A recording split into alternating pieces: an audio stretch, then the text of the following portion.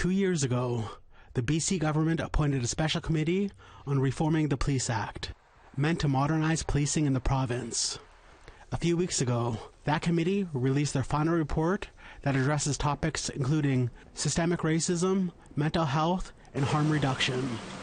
Doug White, chair of the BC First Nations Justice Council, says the problems go back to the creation of policing in Canada.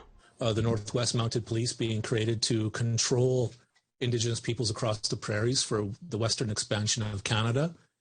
And that basic framework has never been updated. It's never been changed to include Indigenous peoples as part of the ownership and the authority from which policing comes from.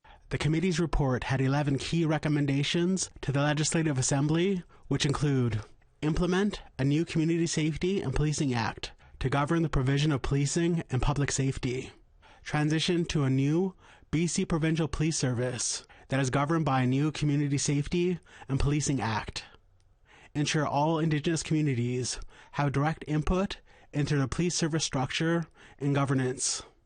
White says the Justice Council and First Nation Leadership Council are hopeful BC will adopt the recommendations. A very important space being recognized and created through these recommendations. We're very hopeful that the government of BC adopts the recommendations of the committee and gets on with the important and urgent work of reforming this critical system. The BC government released a statement supporting the report's findings, saying everybody deserves equal treatment by police, and they will review recommendations this summer. White says an example of the need for change in policing is the recent case of Kwakatu's First Nation member, Chelsea Poorman.